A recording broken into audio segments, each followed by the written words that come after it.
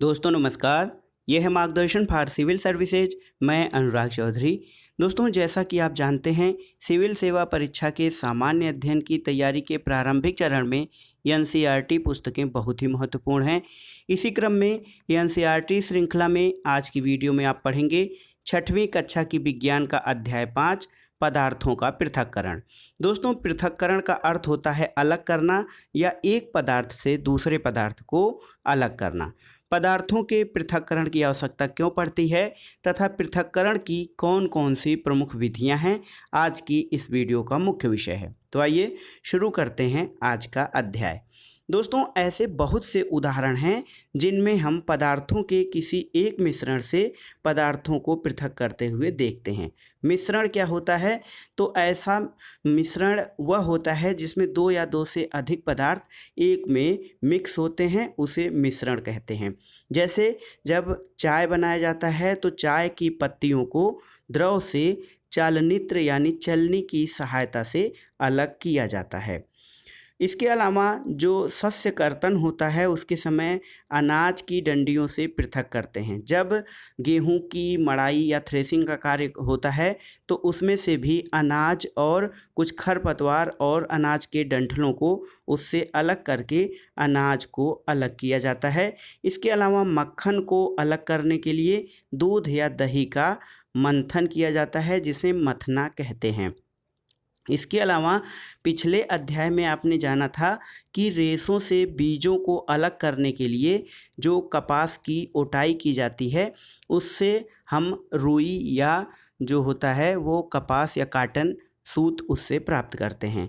आपने नमकीन दलिया या पोहा भी खाया होगा और आपने ये पाया होगा कि इसमें मिर्च है तो आप खाते समय मिर्च को अलग कर देते हैं। लेकिन यदि आप एक टोकरी में आम और अमरूद भरे हुए हैं और इनमें से आपको अलग करने के लिए कहा जाए तो इसके लिए आप ये करेंगे कि आम को एक अलग जगह पे बर्तन में रख देंगे और जो अमरूद हैं उनको अलग। तो ये जो है ये पृथक्करण की बहुत आसान विधि मानी जाती है। दोस्तों यहाँ पर दूध या दही का मंथन करके मक्खन निकालने का जो यंत्र है उसका चित्र दिया गया है। देखिए किस तरह से मंथन करके दही से जो है वो क्रीम निकाला जाता है। दोस्तों पृथक किए जाने वाले पदार्थ आम या अमरूदों की तुलना में जब बहुत छोटे हों तो उन्हें अलग करने के लिए कुछ अलग विधियों का प्रयोग करना पड़ेगा। जैसे आपको रेत और नमक के मिश्रण से भरा कोई गिलास दे दिया जाए तो मिश्रण से रेत के कणों को हाथ से बीनकर अलग नहीं किया जा सकता है। दोस्तों जैसा कि ये जो हम लोग अध्याय पढ़ रहे हैं ये विज्ञान का अध्याय है, तो विज्ञान में एक्सपेरिमेंट या प्रयोग या क्रियाकलाप किए जाते हैं। तो देखिए इसको समझने के लिए एक प्रयोग किया गया है। दोस्तों पृथक्करण का उद्देश्य तथा अवयवों को पृथक करने का जो ढंग होता है वो कैसे होता है उसके बारे में आइए जानते हैं। हम पदार्थों को पृथक क्यों करते हैं, इसकी आवश्यकता क्यों पड़ती है? तो देखिए पृथक्करण का जो प्रक्रम है चावलों से पत्थरों को या कंकड़ को अलग करना, तो ये दो भिन्न परंतु उपयोगी पदार्थों को अलग करना होता है। इसके लिए उपयोगी पदार्थ को हम अलग करते हैं और पृथक्कृत अवयवों का हम क्या करते हैं, हम ठोस अवयव को फेंक देते हैं। इसके अलावा मक्खन प्राप्त करने के लिए दूध का जो मंथन होता है उसमें अनुपयोगी अवयवों को दूर करने के लिए मक्खन से दूध का मंथन किया जाता है और अशुद्धियों को फेंक दिया जाता है। इसके अलावा जो चाय की पत्तियां हैं उनको पृथक करने का जो प्रक्रम होता है उसमें हानिकारक अवयव या अशुद्धियों को दूर किया जाता है और दोनों अवयवों का उपयोग करते हैं।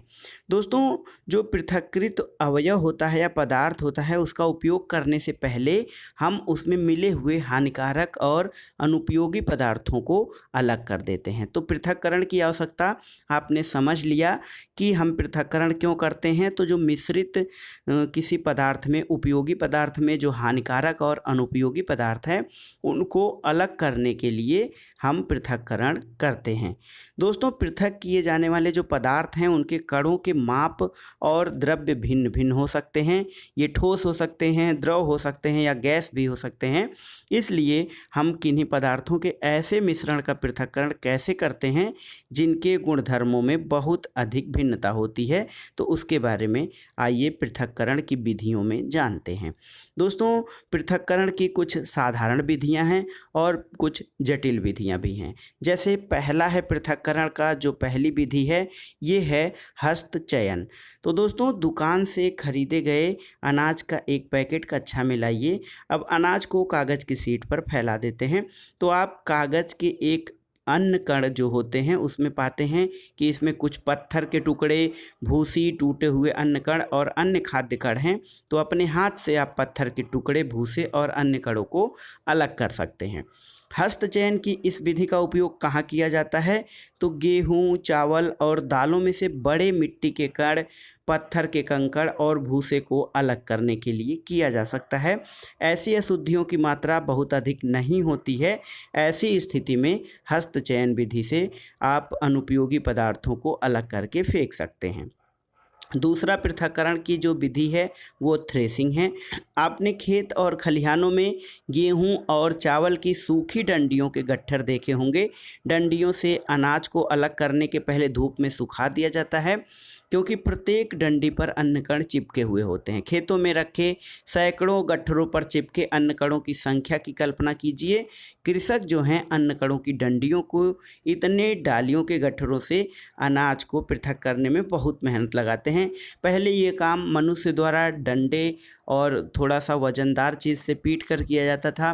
बाद में इसके लिए पशुओं जैसे बैल आदि का प्रयोग किया जाने लगा और फिर बाद में इसको जो है वो यांत्रिक विधि से यानी मशीनों द्वारा अलग किया जाने लगा।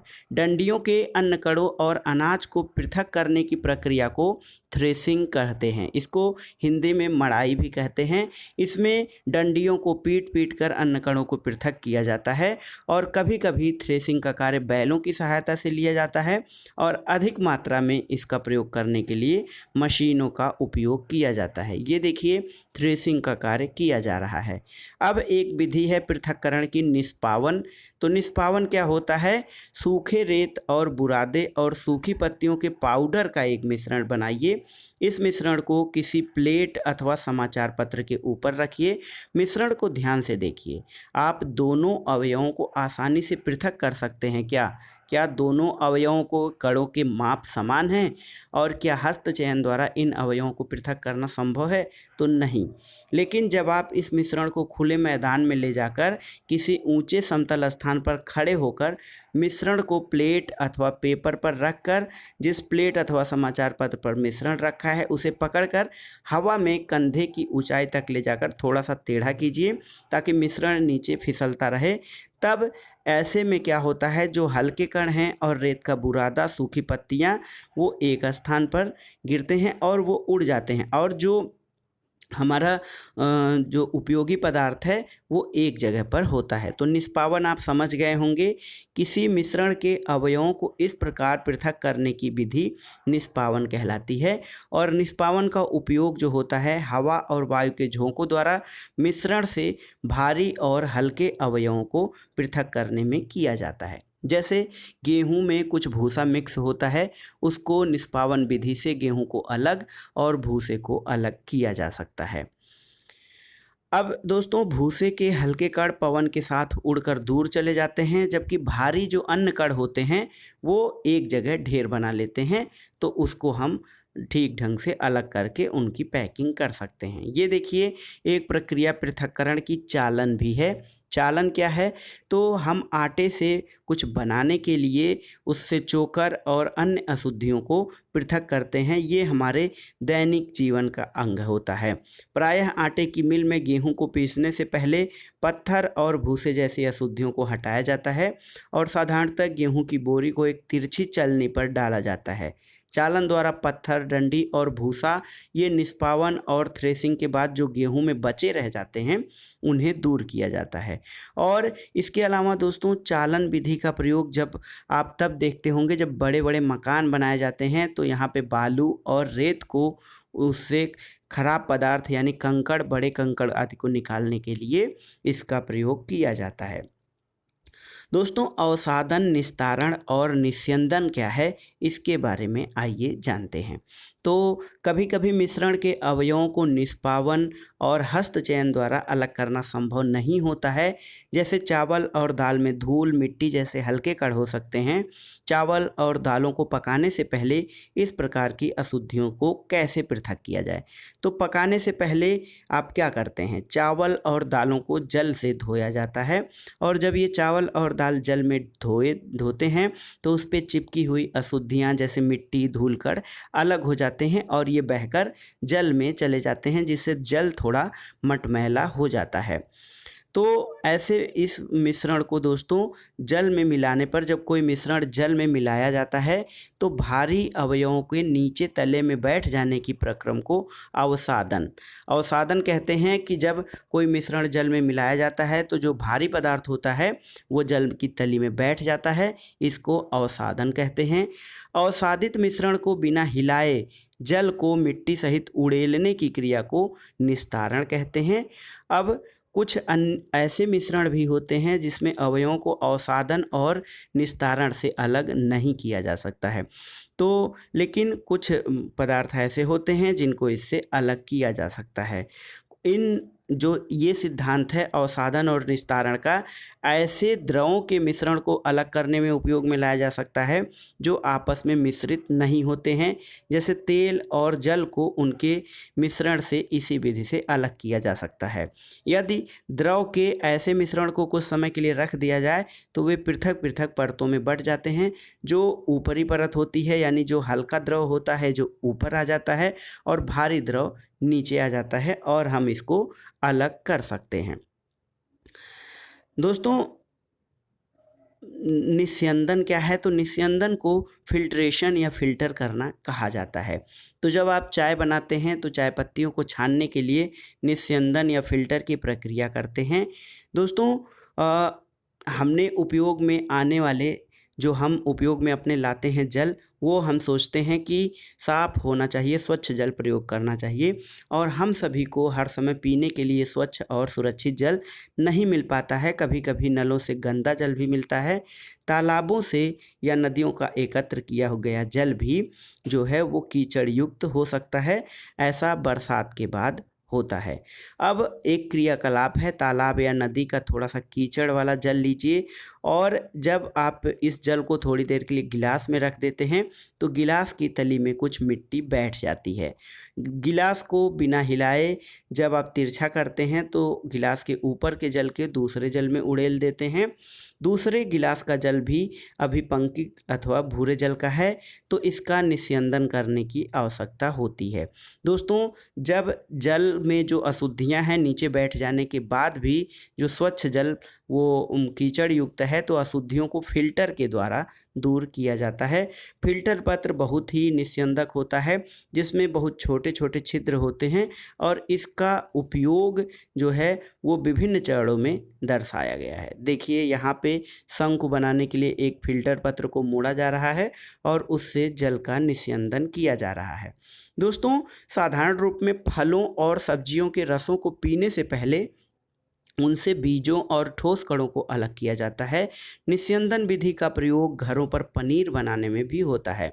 आपने देखा होगा कि पनीर बनाने के लिए दूध को उबालने से पहले उसमें नींबू का रस मिलाया जाता है। इससे पनीर के ठोस कणों और द्रव का मिश्रण प्राप्त होता है। पनीर को इस मिश्रण से कपड़े या छन्नी से फिल्टर करके अलग किया जाता है। वाष्पन क्रिया क्या है? वेपोराइजेशन। तो वाष्पन भी पृथक्करण की एक क्रिया है। जब आप बीकर में कुछ जल गर्म करते हैं तो जल को उबलने दीजिए। आप निरंतर गर्म करते रहें तो आप क्या देखते हैं दोस्तों? जल भाप में बदल जाता है और अदृश्य हो जाता है। अब दूसरे बीकर में जल में 2 चम्मच नमक डालिए और अच्छी तरह हिलाइए, और जल के रंग में थोड़ा सा परिवर्तन आता है। बिड़ोलित करने यानी घोलने के बाद बीकर में आपको नमक नहीं दिखाई देता है, क्योंकि वो जल में घुल जाता है। जब जल को उसके वाष्प में परिवर्तन करते हैं आप, तो इस प्रक्रिया को वाष्पन कहा जाता है। जल को उसके वाष्प में परिवर्तन करने की प्रक्रिया को वाष्पन कहा जाता है। और जहाँ पर जल होता है वाष्पन की प्रक्रिया निरंतर होती रहती है। दोस्तों, नमक कैसे मिलता है? समुद्र के जल में लवण घुलनशील मात्रा में होता है और इन्हीं लवणों में से एक जो है साधारण नमक होता है। जब समुद्र के जल को बड़े बड़े उथले गड्ढों में भर कर छोड़ दिया जाता है तो सूर्य के प्रकाश से जल गर्म होकर वाष्पन हो जाता है और धीरे धीरे कुछ समय बाद सारा जल वाष्पित हो जाता है और ठोस लवण नीचे बैठ जाते हैं। इन लवणों का मिश्रण का शोधन करके साधारण नमक प्राप्त किया जाता है। ये देखिए, समुद्री जल के लिए यहाँ से जल खेतों में आया है, यहाँ से वाष्पन होके नमक बन जाता है। फिर इस नमक का शोधन और परिष्करण करके खाने वाले नमक का प्रयोग किया जाता है। पृथक्करण की एक से अधिक विधियों का उपयोग किया जाए तो दोस्तों, हमने पदार्थों को पृथक करने की कुछ विधियों के बारे में अध्ययन किया है। प्रायः किसी मिश्रण में उपस्थित विभिन्न अवयवों को पृथक करने में केवल एक विधि का उपयोग पर्याप्त नहीं होता है। ऐसी स्थिति में हमें एक से अधिक विधियों का प्रयोग करना पड़ता है। रेत और नमक का आप मिश्रण लेकर आप इसे कैसे अलग करेंगे? तो इस मिश्रण को पहले आप बीकर में रखेंगे, फिर कुछ जल मिलाकर बीकर को कुछ समय के लिए एक ओर रख देते हैं। आप देखते हैं कि रेत बीकर की तली पर बैठ रहा है। इसे निस्तारण या निस्यंदन द्वारा पृथक कर लेते हैं। जो द्रव निस्तारित होता है उसमें नमक घुला होता है। अब इस निस्तारित द्रव में से नमक और जल को अलग करने के लिए आप वाष्पन क्रिया द्वारा इसको अलग कर सकते हैं। देखिए, वाष्पन प्रक्रिया द्वारा जल और नमक को अलग किया जा सकता है। दोस्तों, जल में किसी पदार्थ को कितनी मात्रा को घोला जा सकता है? दोस्तों, जल को सार्वत्रिक विलायक भी कहा जाता है क्योंकि बहुत सारी चीज़ें जल में घुल जाती हैं। तो प्रश्न ये उठता है कि क्या जल किसी पदार्थ की कितनी भी मात्रा को घोल सकता है? ऐसा नहीं है। कई पदार्थ जल में घुलकर विलयन बनाते हैं। अब हम उन पदार्थों को जल में विलेयी कहते हैं। यदि हम जल की मात्रा निश्चित रखकर उस पदार्थ की मात्रा निरंतर बढ़ाते चले जाएं तो एक स्थिति ऐसी आती है कि वो पदार्थ जल में घुल नहीं पाता है। जैसे आप एक प्रयोग करें। एक बीकर अथवा गिलास में 1 चम्मच नमक और जल की आवश्यकता होगी। आधा कप जल बीकर में लीजिए और 1 चम्मच नमक इसमें डालकर हिलाइए और जब तक वह पूरी तरह से घुल न जाए। अब 1 चम्मच फिर नमक डालिए और भली भांति विलोड़ित कीजिए। इस प्रकार एक एक चम्मच करके नमक आप मिलाते और हिलाते रहेंगे तो कुछ चम्मच नमक मिलाने के बाद आप पाएंगे कि कुछ अविलेयी नमक बच जाता है जो कि घुलता नहीं है और ये बीकर की तली पर बैठ जाता है। तो इसको क्या कहते हैं दोस्तों? ऐसी अवस्था जब किसी विलयन में अन्य जो विलेय पदार्थ है वो नहीं घोला जा सके तो उसे संतृप्त विलयन कहते हैं। यहाँ जो है संतृप्त विलयन ऐसा विलयन होता है जिसमें विलेय पदार्थ की मात्रा को और अधिक न घोला जा सके। दोस्तों, अगर जो आपको ये कहा जाए कि थोड़ा सा नमक और घोलना है, कि कल्पना कीजिए उसके पास मिश्रण में सारे नमक को घोलने के लिए पर्याप्त मात्रा में जल नहीं है, तो क्या किसी उपाय द्वारा जल की उसी मात्रा में संतृप्त विलयन बनने से पूर्व पहले से अधिक नमक घोला जा सकता है? बिल्कुल, उसकी एक प्रक्रिया है। दोस्तों, गर्म करके जब हम उस पदार्थ को या उस विलयन को गर्म करते हैं, संतृप्त विलयन में कम मात्रा नमक की मिलाते हैं और इसे गर्म करते हैं तो ये होता है कि बीकर की तली में जो नमक था वो घुल जाता है। गर्म विलयन को जब आप ठंडा होने देते हैं तो बीकर की तली में नमक पुनः बैठता हुआ नहीं दिखाई देता है। तो इस प्रकार वाष्प गर्म करने पर किसी जो विलेय पदार्थ है या विलयन है उसको गर्म करने पर उसमें संतृप्त अवस्था के बाद भी गर्म करने पर उसमें कुछ पदार्थ और मात्रा घोली जा सकती है। दोस्तों, अब कुल मिलाकर आपने ये जान लिया कि विभिन्न पदार्थों को पृथक्करण की कुछ विधियों के द्वारा अलग किया जा सकता है। उससे हम उपयोगी और अपने काम की चीज़ें अलग कर सकते हैं और ख़राब पदार्थों को फेंक देते हैं। और कई जो प्रयोगशालाएं हैं वहाँ पर भी पृथक्करण की इन्हीं सारी विधियों का प्रयोग किया जाता है। दोस्तों, इस अध्याय में आपने ये सीखा कि पदार्थ को द्रव में घोलने से विलयन बनता है और यदि विलयन में और पदार्थ न घुल सके तो इसे संतृप्त विलयन कहा जाता है। ये देखिए पदार्थों का पृथक्करण अध्याय जो आपने पढ़ा उसका सारांश कुछ इस प्रकार है। हस्तचयन, निष्पावन, चालन, अवसादन, निस्तारण और निस्यंदन मिश्रणों से उसके अवयवों के पृथक्करण करने की कुछ विधियां हैं। अनाज से भूसा और पत्थरों को हस्तचयन द्वारा अलग किया जा सकता है। भूसा अनाज के भारी बीजों से निष्पावन विधि द्वारा अलग किया जाता है और किसी मिश्रण के कणों की आमाप में अंतर का उपयोग चालन और निस्यंदन प्रक्रियाओं द्वारा पृथक्करण करने में किया जाता है। इसके अलावा रेत और जल के मिश्रण में रेत के भारी कण तली में बैठ जाते हैं और निस्तारण की विधि द्वारा जल को अलग किया जा सकता है। इसके अलावा द्रव तथा उसमें अविलेय पदार्थ के अवयवों को निस्यंदन के उपयोग से पृथक किया जा सकता है और किसी द्रव को उसी वाष्प में परिवर्तित करने की प्रक्रिया को वाष्पन कहते हैं। वाष्पन की विधि का उपयोग द्रव में घुले ठोस पदार्थों को पृथक करने में किया जाता है। जिस विलयन में कोई पदार्थ और अधिक न घुले वह उस पदार्थ का संतृप्त विलयन होता है और किसी पदार्थ के विलयन को गर्म करने पर उसमें और अधिक पदार्थ घोला जा सकता है और जल जो है विलेय पदार्थों की विभिन्न मात्राएं घोलता है और जल को सार्वत्रिक विलायक भी कहा जाता है। तो दोस्तों ये था 6वीं कक्षा के विज्ञान का अध्याय 5 पदार्थों का पृथक्करण। इसमें आपने ये जाना कि पदार्थों का पृथक्करण क्यों किया जाता है और ठोस पदार्थ और द्रवों से किस प्रकार हम उपयोगी और अपने काम की चीज़ों को अलग कर सकते हैं। तो ये था आज का वीडियो आपको कैसा लगा हमें कमेंट बॉक्स में ज़रूर बताइएगा। किसी प्रकार की समस्या या शंका समाधान के लिए कमेंट बॉक्स में ज़रूर लिखें। वीडियो देखने के लिए धन्यवाद। नमस्कार दोस्तों।